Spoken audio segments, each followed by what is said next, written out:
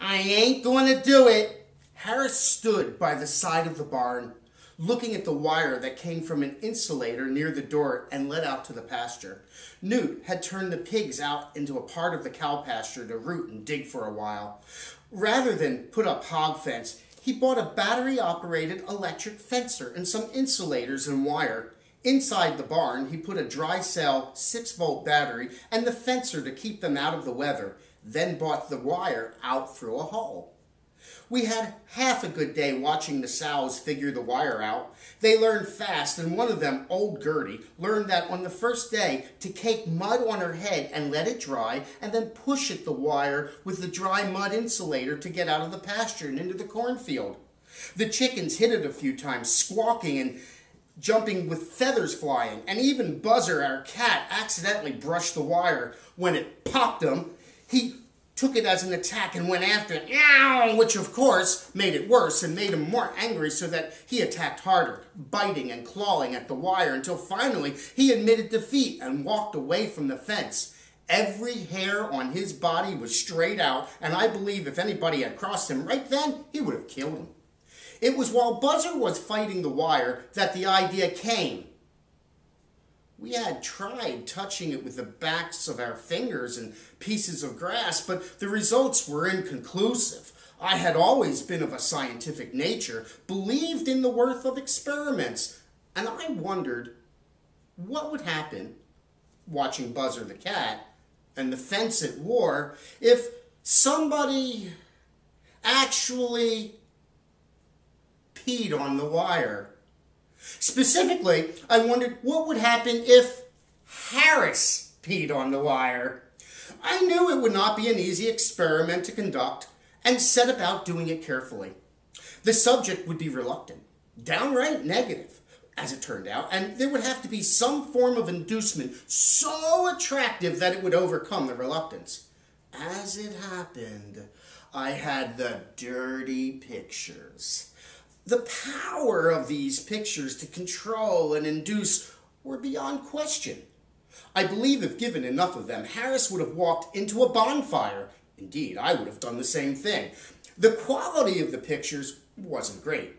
They were black and white and small and grainy, but they worked. It was impossible to look at them and still breathe correctly.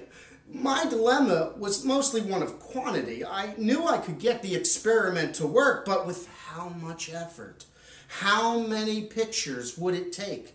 I had altogether 7 of them, and since I was interested in them myself, purely from an artistic viewpoint, of course, I didn't want to completely deplete my collection. I offered Harris 1 picture. It was not the best picture. The best picture I wouldn't have released if Harris had bitten the wire and hung on it with his mouth, something I considered suggesting when I remembered what he had done with the first love of my life.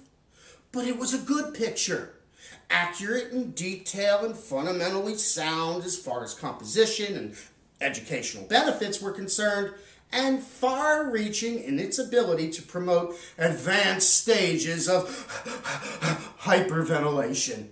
Nope, he repeated. I ain't gonna do it. But his refusal was soft. I could sense the weakness in it, and I countered. The picture I'd offered, plus 1 other, the one where it was possible to see it all. Well, I had 'em. First, the rules. What rules? You have to pee right on the wire, not just pass over it, and you have to pee on it long enough to get the surge. It was a pulse fencer, not on continuously, but pulsing at 1-second intervals. Otherwise, it's not a deal. He thought another minute, studying the wire. That thing put a sow on her knees. I shook my head. She was off balance. Besides, 2 of the pictures for your very own. That's a good swap. Yet another minute, and then a sigh. All right, go get the pictures. I ran to the house, took out the 2 selected pictures, put them under my shirt, and trotted back to the barn while Harris was still standing looking at the wire. I've got them. Let me see. I raised my shirt and showed him the pictures. Load it. So go ahead. Pee on it. He unbuttoned the fly of his bibs and took his business out, then stood there frowning. What's the matter? It don't work. Nothing's coming out. Push a little. I am. It's scared. It don't want to do it.